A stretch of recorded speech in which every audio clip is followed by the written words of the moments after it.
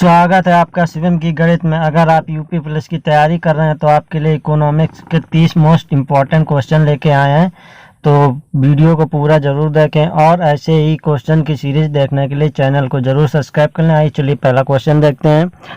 अर्थशास्त्र की रचना किसने की थी? तो अर्थशास्त्र की रचना किसने की थी? तो अर्थशास्त्र की रचना की थी चाणक्य ने। किसने की थी? चाणक्य ने की थी। अगला क्वेश्चन देखते हैं।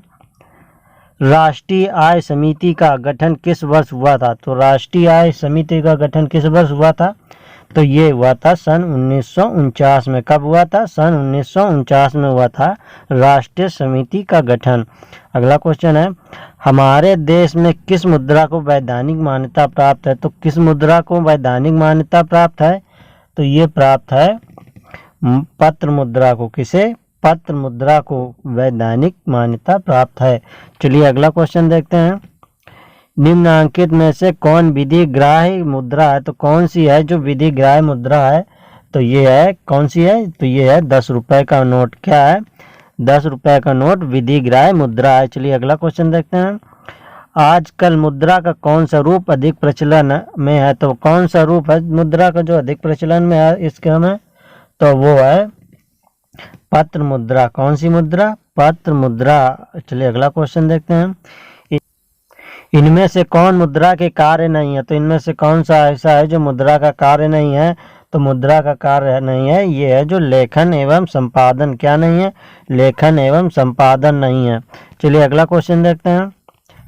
किस धातु का मुद्रा के रूप में सर्वाधिक प्रयोग होता है? तो कौन सी ऐसी धातु जिससे मुद्राएं बनाई जाती हैं? तो ये बनाई जाती है चांदी और सोना से। किससे? चांदी और सोना से। चलिए अगला क्वेश्चन देखते हैं। इनमें से कौन साख का आधार नहीं है? तो ऐसा कौन है जो साख का आधार नहीं है? तो ये हो जाएगा शिक्षा। कौन है? शिक्षा साख का आधार नहीं है। चलिए अगला क्वेश्चन देखते हैं।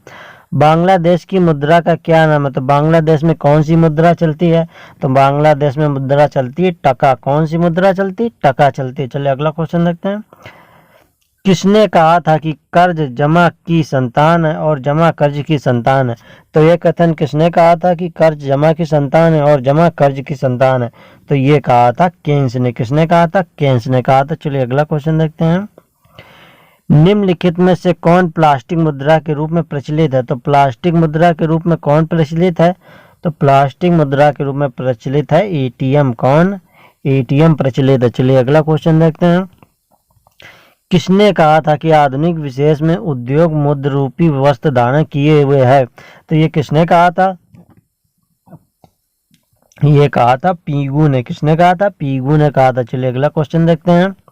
क्षेत्रीय ग्रामीण बैंकों की स्थापना किस वर्ष की गई थी? तो क्षेत्रीय ग्रामीण बैंकों की स्थापना कब हुई थी? तो ये हुई थी 1975 में। कब हुई थी? 1975 में हुई थी। चलिए अगला क्वेश्चन देखते हैं। सहकारी नियोजन समिति का गठन किसके नेतृत्व में किया गया था? तो सहकारी नियोजन समिति का गठन किसके नेतृत्व में किया गया था? तो ये किया गया था आरजी सरैया। किसके नेतृत्व में? आरजी सरैया के नेतृत्व में। चलिए अगला क्वेश्चन देखते हैं।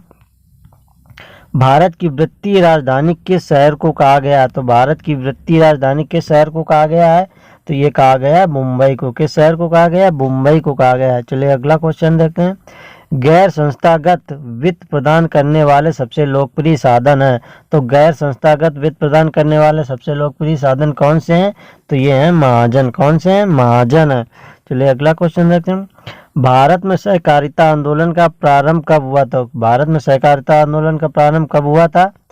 तो ये हुआ था सन 1904 ईस्वी में। कब हुआ था? सन 1904 ईस्वी में हुआ था। चलिए अगला क्वेश्चन देखते हैं। इनमें से कौन एशिया का सबसे पुराना शेयर बाजार है? तो ऐसा कौन सा जो एशिया का सबसे पुराना शेयर बाजार है?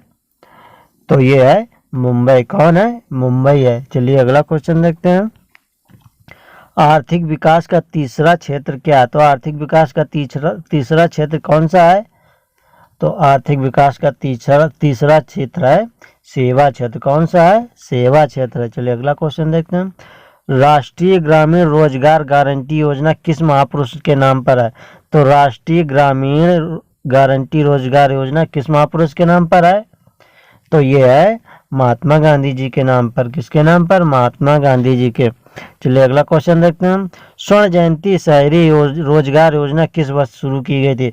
तो स्वर्ण जयंती शहरी योजना कब शुरू की गई थी?